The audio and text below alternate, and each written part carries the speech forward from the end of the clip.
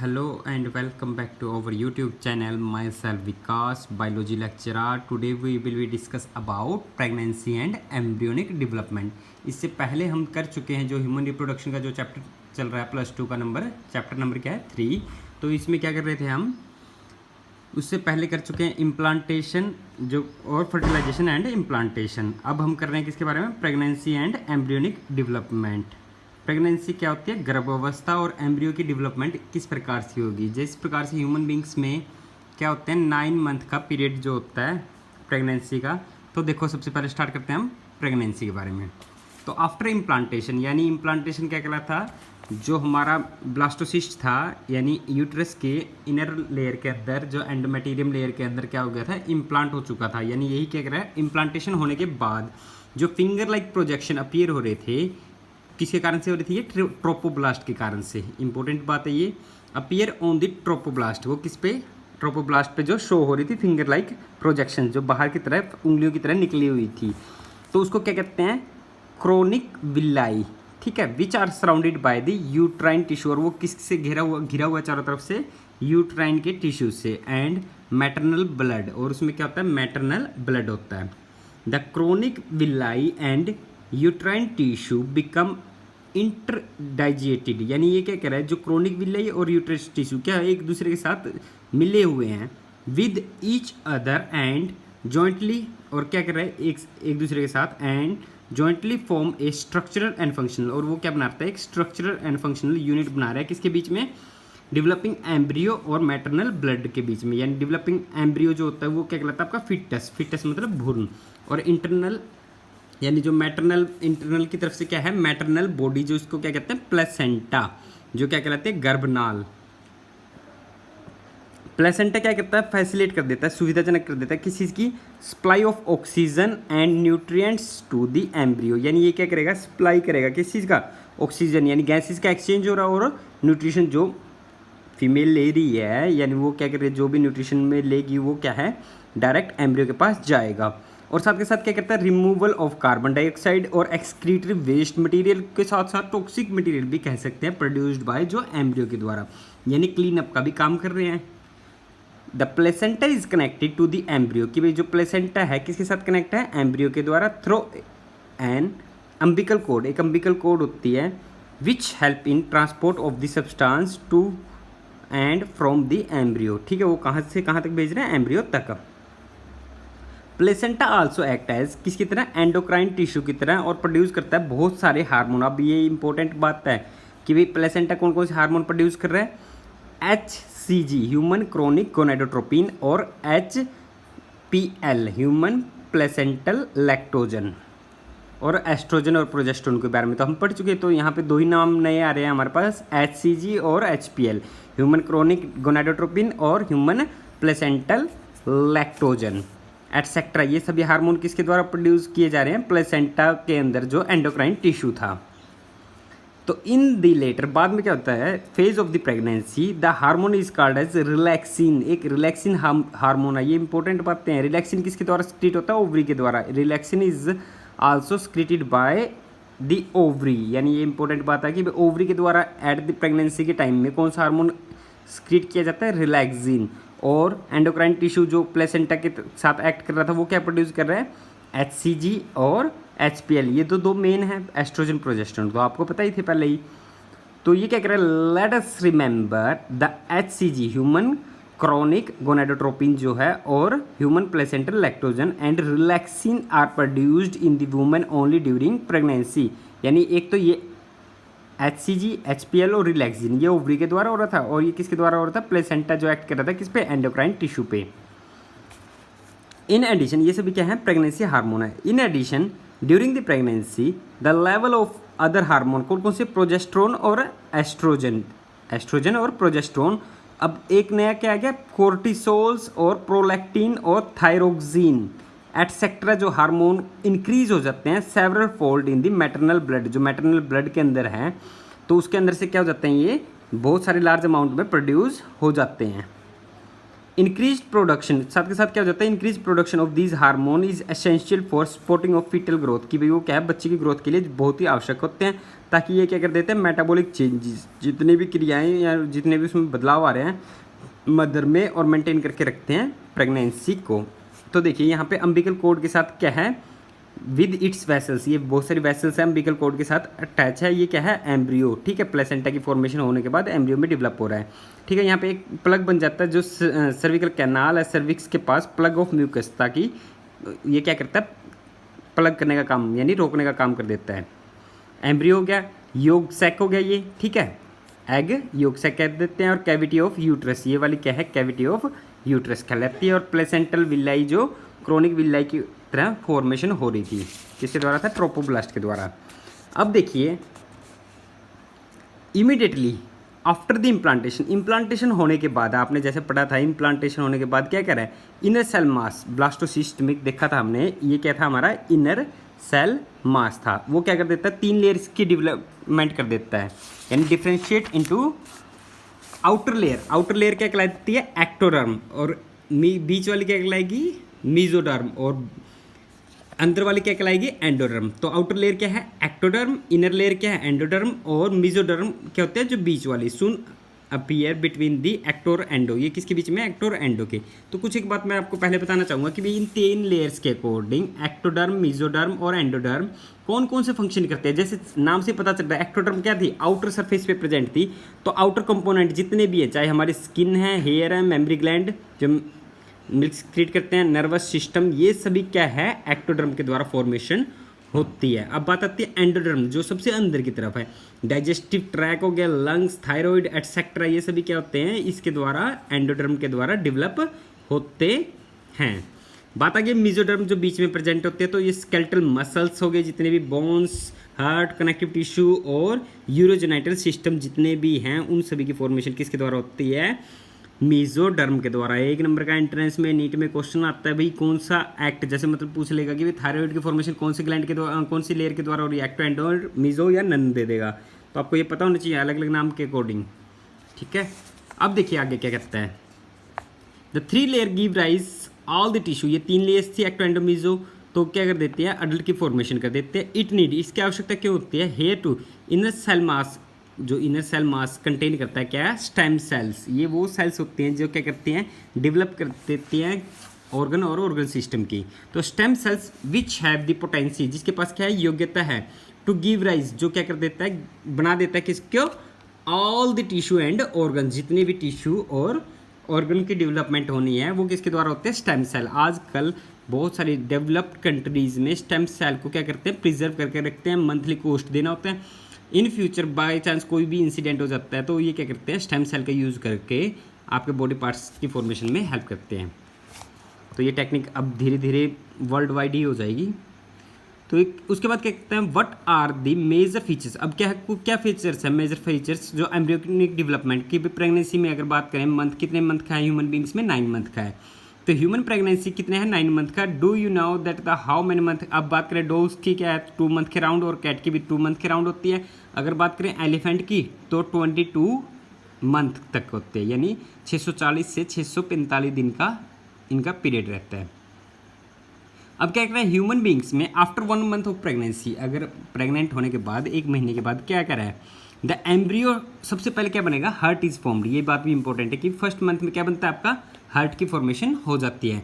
The first sign of growing foetus may be notice and listen कर सकते हैं किसको, हार्ट साउंड को केयरफुली, ठीक है। किसके द्वारा, डॉक्टर क्या लगाता है, उस स्टेथोस्कोप के द्वारा क्या कर लेता है, साउंड को सुन लेता है, ठीक है। Bye the end of the 2nd month of pregnancy, अब क्या करें, फर्स्ट मंथ के बाद क्या है, 2nd मंथ ऑफ प्रेगनेंसी, जो फिटस जो भ्रूण है उसमें क्या डेवलप हो जाएंगे, limbs, 4 limbs and hind limbs. 4 limbs किसको कहते थे, हैंड को, और हिंड लिम्स किसको, पैरों को कह रहे थे, और डिजिट्स जितनी भी हमारी उंगलियां, फिंगर्स की ग्रोथ हो जाती है। Bye the end of the first trimester कहते हो या 12 वीक्स के बाद, तो ये क्या कह रहे हैं, 3 महीने के अंदर, यानी 3rd महीने में क्या हो जाएगा, मेजर ऑर्गन सिस्टम डेवलप हो जाते हैं। फॉर एग्जांपल के तौर पे लिम्स डेवलप हो चुके हैं, और एक्सटर्नल जेनाइटल ऑर्गन जो रिप्रोडक्टिव पार्ट्स या अदर वर्किंग वाले होते हैं, यानी थर्ड मंथ में आपको एक बात बता देता हूँ कि थर्ड मंथ में पता चलता है मेल बेबी मेल है या फीमेल है, यानी पता चल गया ना। फर्स्ट ट्राइमेस्टर मतलब 12 वीक्स के बाद आपको पता चल रहा है कि भाई वो जेनेटल ऑर्गन, ये इंपॉर्टेंट बात है कि भाई क्या करते हैं, अबॉर्शन करा देते हैं ना। तो यही रीज़न है कि थर्ड मंथ के अराउंड जाके आफ्टर 12 वीक के बाद क्या कर देते हैं, अबॉर्शन करवाते हैं अगर लड़की होती है ज़्यादातर ह्यूमन बींग्स में, ठीक है। ये सबसे बेकार काम होता है। तो ये कह रहा है आर वी डेवलप, कि भाई ये कहने का मतलब क्या है, जेनेटल ऑर्गन्स डेवलप हो जाते हैं।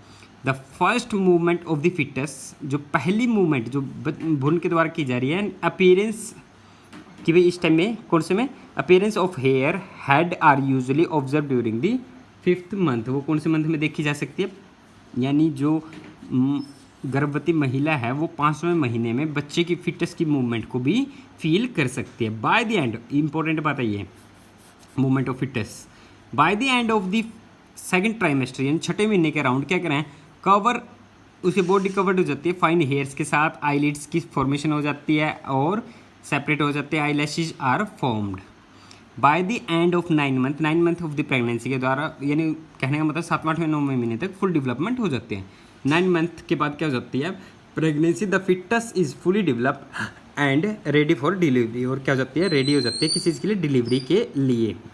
अब बात आती है किसकी, अब ये बच्चा रेडी हो गया, फिटनेस डेवलप हो गया, रेडी हो रहा है डिलीवरी के लिए, तो वही क्या कहलाता है, पार्चुरेशन यानी प्रसव या जनन।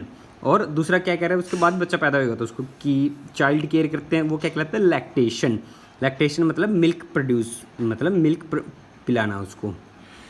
The average duration of human pregnancy की बात करें तो वो कितने की है, 9 मंथ की। इसी को क्या कहते हैं, गैस्ट्रेशन पीरियड। कि भाई एक बात, एक नंबर की डेफिनेशन आ जाए, what do you mean by gestation period, कि भाई द एवरेज ड्यूरेशन, कि भाई जो हर एक ऑर्गेनिज्म का अलग अलग, जैसे डॉग का, कैट का किया था, कितने का था, 2 मंथ का, यानी 58 to 60 डेज का था। और इसी प्रकार से एलिफेंट का कर रहे थे तो वो कितने का था, 22 मंथ का था, यानी 640 से 645 दिन का था। तो ये क्या करें, अलग अलग टाइम ड्यूरेशन है किसका, ह्यूमन ये तो ह्यूमन प्रेगनेंसी का 9 मंथ का है और अलग अलग ऑर्गेनिज्म का, तो उसी को कहते हैं गैस्ट्रेशन पीरियड, गर्भकाल। कि भाई बच्चा यानी फिटस क्या है, कितने टाइम तक गर्भ के अंदर रहा। अब क्या कहते हैं, विग्रस कॉन्ट्रैक्शन, अत्यधिक सिकुड़न कंट्रैक्शन के कारण से of the uterus and of the pregnancy cause expulsion या डिलीवरी ऑफ फिटस, जिसके कारण से क्या हो जाता है, ज़्यादा कॉन्ट्रैक्शन सिकुड़ने के कारण डिलीवरी हो जाती है फिटस की। दिस प्रोसेस ऑफ डिलीवरी यानी delivery of the foetus is called as parturition, यानी चाइल्ड बर्थ होना क्या कहलाता है, ये पार्चुरेशन। आपको डेफिनेशन मिल गई है गैस्ट्रेशन पीरियड की और पार्चुरेशन की। Parturition induced by a complex neuro endocrine mechanism के द्वारा। अब देखो मेन बात कह रहा है, ये इंपॉर्टेंट है। तो the signals parturition originate, signals originate हो रहे हैं from the fully develop foetus, कि भाई जो फुली डेवलप फिटस हो रहा है, एंड दी प्लेसेंटा, उसके बाद क्या कह रहा है, प्लेसेंटा विच इंड्यूस्ड माइल्ड यूट्राइन कॉन्ट्रैक्शन, जिसके कारण से क्या हो जाते हैं, यूट्रस की 3 लेयर थी, एक्टो एंडो और मीजोडर्म वाली लेयर जो थी उसको क्या कह रहे हैं, वो क्या करते थे, फिटल इजेक्शन रिलैक्सेशन वाला प्रोड्यूस कर देता है, जो ट्रिगर कर देता है किसको, ऑक्सीटोक्सिन। ये इंपॉर्टेंट है कि भाई ऑक्सीटोक्सिन जो होता है यूट्रस की विग्रस कॉन्ट्रैक्शन के लिए चाहिए होता है, फ्रॉम द मैटरनल पिट्यूटरी के द्वारा ये प्रोड्यूस हो रहा है। ऑक्सीटोक्सिन एक्ट करता है यूट्राइन के मसल्स पे, कौन सी, बीच वाली मीजोडर्म पे, ठीक है। और स्ट्रॉन्ग यूट्राइन कॉन्ट्रैक्शन, जिसके कारण से क्या होता है, ज़्यादा से ज़्यादा यूट्रस के कॉन्ट्रैक्शन हो जाता है, विच turn stimulate further secretion of oxytocin, जिसके कारण से क्या हो जाता है, दोबारा से ऑक्सीटोक्सिन की फॉर्मेशन होती रहती है ताकि ज़्यादा से ज़्यादा कॉन्ट्रैक्शन हो यूट्रस का। The simultaneously reflex between the uterine contraction and oxytocin secretion continue resulting stronger and stronger contraction, ज़्यादा से ज़्यादा बार बार ऑक्सीटोक्सिन रिलीज हो रहा है, जिसके कारण से और ज़्यादा स्ट्रोंगर कॉन्ट्रैक्शन हो रही है किसमें, यूट्रस के बीच में। This lead to expulsion of the baby, की जिसके कारण से क्या होता है, बाहर की तरफ धकेला जाता है बेबी को out of the uterus through the birth canal, किसके द्वारा, बर्थ कैनाल के द्वारा। उसी को क्या कहते हैं हम, parturition. Soon after infant is deliver, जो बच्चा क्या हो रहा है, डिलीवर हो जाता है, और placenta is also expelled out of the uterus. जो प्लेसेंटा गर्भनाल होते हैं उसको क्या कर देते हैं, फिर बाद में कट कर देते हैं। ठीक है, अब ये क्वेश्चन पूछ रहा है what do you think the doctor inject to induce delivery, कि भाई डिलीवरी के टाइम में कि भाई कॉन्ट्रैक्शन के लिए कि कौन सा यूज़ कर रहे थे हम, ऑक्सीटोक्सिन। तो डॉक्टर भी क्या करेगा, ऑक्सीटोक्सिन यूज़ करता है। The mammary gland of the female undergo, mammary gland जो मिल्क प्रोड्यूस कर रहे हैं, differentiation during the pregnancy and start producing करेगा milk towards the end of the pregnancy. उसी प्रोसेस को क्या कहते हैं, लैक्टेशन। लैक्टेशन क्या कहलाता है, जो मिल्क प्रोड्यूसिंग पीरियड होता है, जो हेल्प करता है किस चीज़ के लिए, mother in feeding of the new born baby के लिए। जो क्या करेगा, न्यू बॉर्न बेबी के लिए मिल्क नेसेसरी होता है। The milk produced during the initial day, शुरुआत के दिनों में जो प्रोड्यूस हो रहा है lactation, it is called as colostrum. Important बात है कि जो स्टार्टिंग के दिन में, देखो एक बात याद रखना, कोलेस्ट्रोम स्टार्टिंग के डेज में यानी नहीं होता, जब मान लो फर्स्ट डे नहीं होएगा, दूसरे से तीसरे दिन के बाद क्या होता है, कोलेस्ट्रोम की फॉर्मेशन होनी स्टार्ट होती है। ये येलोइश कलर का होता है। ठीक है, तो पहले दिन नहीं होएगा, दूसरे से तीसरे दिन के बाद स्टार्ट होएगा। विच कंटेन सेवरल एंटीबॉडीज़, जिसके अंदर क्या होंगे, बहुत सारे एंटीबॉडीज़ होंगे, और डेवलप करता है resist of the new born baby, और बचा के रखता है किसको, न्यू बॉर्न बेबी को डिजीज़ से, और अदर यानी एंटीबायोटिक्स प्रोड्यूस करा है, मतलब एंटीजन एंटीबॉडीज़ प्रोड्यूस करा है शरीर के अंदर। Breast feeding during the initial period sorry, तो ब्रेस्ट फीडिंग क्या करें, माँ का जो दूध पीते हैं शुरुआत के दिनों में, infant growth is recommended by the doctors. ये क्या है, डॉक्टर के द्वारा परामर्श दिया जाता है for bring up a healthy baby, जिसके कारण से क्या होता है, एक हेल्दी बेबी की डेवलपमेंट हो जाती है। इसी प्रकार से ट्विंग्स किसे कहते हैं, एक बात और रहती है, पहले आता था ट्विंग्स क्या होते हैं, जुड़वा। जुड़वा बच्चों के बारे में सुना होगा, तो ट्विंग्स की डेफिनेशन ये लिख सकते हैं, one of the two young produced, कि भाई एक साथ क्या हो रहा है, दो यंग प्रोड्यूस हो रहे हैं at the same birth is term as twin, कि भाई उनको क्या कहते हैं, ट्विंग्स कहते हैं। यानी one of the two young produced at the same birth is term as twin. ये क्या कहलाता है, ट्विंग्स कहलाते हैं। कि भाई ट्विंग्स किस प्रकार से प्रोड्यूस हो सकते हैं, या तो क्या हो सकता है फ्रॉम वन एग, कि भाई आपको कॉमनली पता है कि भाई ओवरी के द्वारा क्या हो रहा है, एक ही एग प्रोड्यूस किया जाता है। कई बार क्या कर देती है ओवरी, दो एग को प्रोड्यूस करते हैं, यानी दो एग प्रोड्यूस हुए तो अलग अलग टाइप से स्पर्म फर्टिलाइज्ड हुए, और उसमें क्या है, अलग अलग टाइप से बेबी प्रोड्यूस होएगा, या तो मेल होगा या फीमेल होगा, और उनके क्या होते हैं कि भाई उनमें जो सेपरेट हो रहे हैं अलग अलग जो थे, जिसके कारण से उनके सेक्स भी सेपरेट हैं और उनके कैरेक्टर्स भी अलग अलग होते हैं। उनको क्या कह देते हैं, नॉन आइडेंटिकल ऑफ स्प्रिंग भी कह देते हैं। अगर बात करते हैं वन एग के द्वारा, आपको पता है वन एग में तो क्या हो रहा था, एक ही बेबी प्रोड्यूस हो रहा है, तो दो कैसे हो जाएंगे, ट्विंग्स कैसे हो जाएंगे, ट्विंग्स। तो ट्विंग्स होने के लिए इसमें क्या होता है, जब आपका यानी इसमें ये लिख सकते हैं, इफ़ द अर्लियर ब्लास्टोमर, यानी ब्लास्टोमर जो ब्लास्टोसिस्ट था ना, ब्लास्टोमर क्या हो रहा है, सेपरेट बिफोर, सेपरेट हो जाता है अलग, before their faith is fixed, कि भाई उसका भविष्य फिक्स होने से पहले, मतलब एंडोमेटेरियम लेयर में जाने से पहले वो क्या कर देगा, सेपरेट हो जाता है, दो बना देता है, जिसके कारण से क्या होते हैं, ट्विंस प्रोड्यूस होते हैं। इसी प्रकार से एक अबॉर्शन के बारे में पढ़ेंगे ह्यूमन हेल्थ में। तो ये कह रहे थे ना, मैंने आपको यहाँ पे ऊपर बताया था कि भाई जब 3 मंथ में क्या होता है, जेनेटल ऑर्गन्स की फॉर्मेशन हो जाती है, तो उस टाइम में क्या केस करते हैं, अबॉर्शन। अबॉर्शन क्या कहलाता है, escape of an embryo prior to the stage of viability about, कि भी उसकी क्या होती है, वाइबिलिटी यानी 20 वीक ऑफ गैस्ट्रेशन जो कहला रहा है, तो जिसके कारण से अक्यूरिंग बाय नेचुरल काज, और वो क्या रहे हैं, जिसके कारण से नेचुरल काज भी हो सकते हैं, और अलग अलग प्रीमैच्योर बर्थ कहलाती है ये वाली चीज़। It is different form of premature birth, जिसके कारण से क्या जाते हैं, उसी को क्या कहते हैं, अबॉर्शन। इस टाइम में अगर बात करें बेबी के वेट की, तो क्या होता है, 500 ग्राम से भी 500 ग्राम के अराउंड कह सकते हैं, एवरेज 500 ग्राम्स के अराउंड होता है। ठीक है, तो ह्यूमन रिप्रोडक्शन में इतना ही करेंगे। आई होप कि आपको अच्छे से समझ में आया होगा। लाइक, कमेंट्स और शेयर, अगर नहीं सब्सक्राइब किया तो सब्सक्राइब ज़रूर करें। Thank you so much.